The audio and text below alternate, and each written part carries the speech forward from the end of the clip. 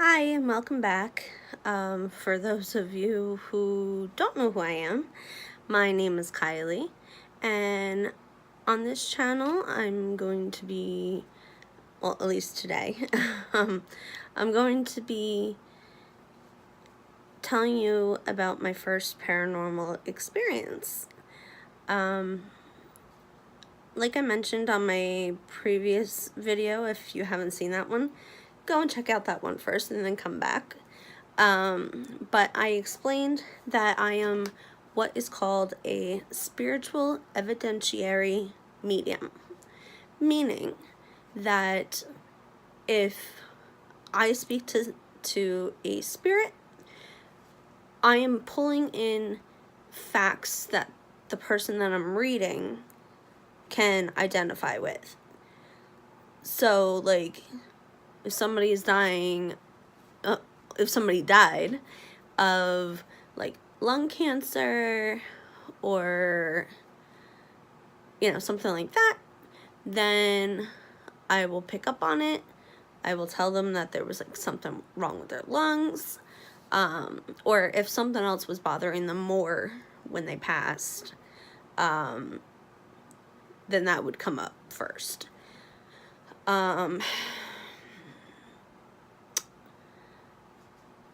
Or I might get like a memory that the two of them shared. I'll get a message that would, go along with that person. If any of this makes sense. That is what my mother and I are taking classes for. But way before that, being a medium runs in my family. My grandmother was one. My mother is one. I'm one. And one of my older sisters is one. And it just happens that both of my older sisters have married mediums. And my eldest sister, her daughter is a medium, has since she's been little. And I believe the two boys, my two nephews, pick up on stuff as well. I'm not 100% sure because I haven't seen them in like 4 or 5 years. So, great aunt, but they live in a different state. So it runs in my family. The only ones that weren't mediums, my father, he's experienced like one thing, and that was like with a dog. And I'm not sure if I'm going to share that in this video.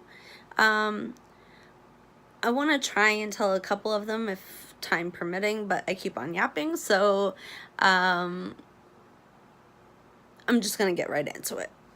So I was about 3 years old when I had my first paranormal experience. My father had just tucked me into bed, and I had one of those really big loft beds that you need a ladder to get up into, and that has like the railings on the side and cabinets, like on the front side of the bed, like where the ladder would be, and then on the headboard and the footboard underneath were like these little shelves. And my father had just put me to sleep, and he left the light on because, like, little kid afraid of the dark, He closed my door, and I'm laying in bed, and I would always face my wall. Or, like, bury my face in my pillow until I saw stars. I don't know why, but I did. And I was still wide awake at this point, but I heard a woman at the foot of my bed. Didn't see her. It sounded like she was like ducked down by where the shelves are. And she starts going, hey, hey you, yeah you, come over here, come look at this, come look, come see, come here.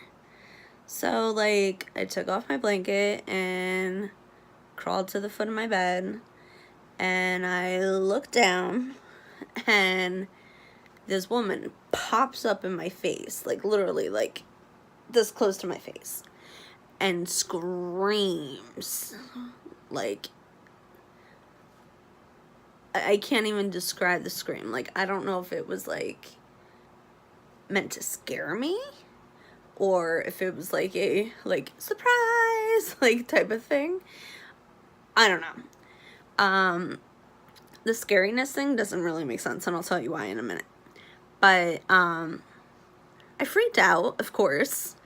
Crawled down my ladder, ran out of my room, ran into my parents' room, and was, like, screaming and crying that there was a woman in my room.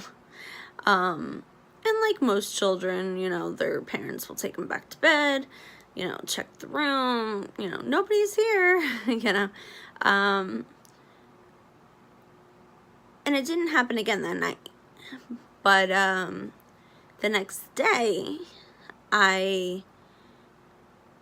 of course I wasn't in school because I was 3. But I was, like, hanging out with my mother and my grandmother, you know, and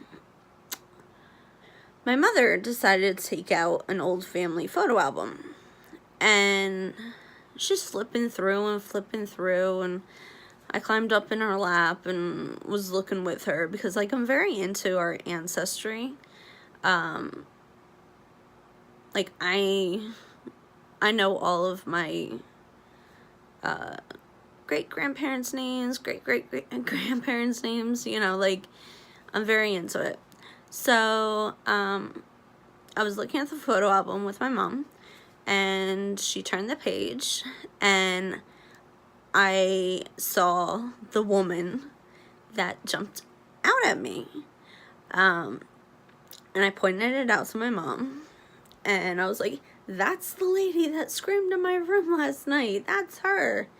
And turned out to be my father's grandmother, who died, like, so long ago. Like, my mother only had my eldest sister. So my eldest sister is 6 years older than me, and she was a baby when my great-grandmother passed. And why screaming like that, other than it being like a surprise, you know, type of thing, is because my father was so close with her, and my mother was, but, like, my father was, like, her favorite person ever, which I could say for a lot of people. I mean, my father was great, but, yeah, it was my father's grandmother. And my mother still says to this day, I don't know why Grams would do something like that. So, but it was definitely her. I mean, I remember her so vividly. Strange thing. The house that she lived in is actually in the neighborhood that I live in now. We actually almost bought her house when we moved to this neighborhood. But we didn't. We know the person that does live there. But, yeah. We're like a couple streets away. So, that's it for that. I mean, I have so many things that I could tell you about our first house. From what I know, my father and my grandfather, I think, built that house. Sorry if this eye, like, keeps on wandering this way. I do have a slight lazy eye when I'm tired, and I just woke up from a nap, so, and I'm not even looking in this is the camera over here. So I'm looking at the, the screen. But, I mean, I remember this other time that, again, my father had just tucked me in. I said my prayers, he tucked me in, he left the room. He would leave the door open, just so, like, if I freaked out, I could scream and they would hear me. But I mean, like, I would see weird things, like, walking down that hallway past my door, like, weird things. I mean, like, not just spirit, like, I would see, like, skeletons and, like, mummies. I mean, that might just be a child's imagination, but I swear, I saw it. But there was this one time that my dad just tucked me in, I get up in bed, and he leaves the room, and I roll over and face the wall, and I had my dad's blanket from, like, when he was a baby. I slept with that thing, like, forever. But I would pull it up over my head and just have, like, a little hole for me to breathe. And I wasn't asleep, and I, like, felt something, like, very creepy in my room. And all of a sudden, like, I see these fingers, like, I'm laying on my side like this, okay, and I have the hole for my mouth, and I see these fingers, like, literally, like, one by one, grab the blanket. I could see the fingers, I could see the nails, like, gross. It looked like a witch's hand, like, it was weird. And all of a sudden, the blanket is whipped off of me. Completely whipped off of me. And it took me, like, a good, like, 5-10 minutes to get the nerve to roll over and see, like, who's in my room? Who's messing with me? And I rolled over, and I kid you not, that blanket was folded so nicely and just sitting in the center of my bedroom floor. And, like, I'm a very messy person, so, like, usually, like, stuff is everywhere, but I had just cleaned my room that day, so there was nothing on the floor but this blanket. And, of course, that freaked me out.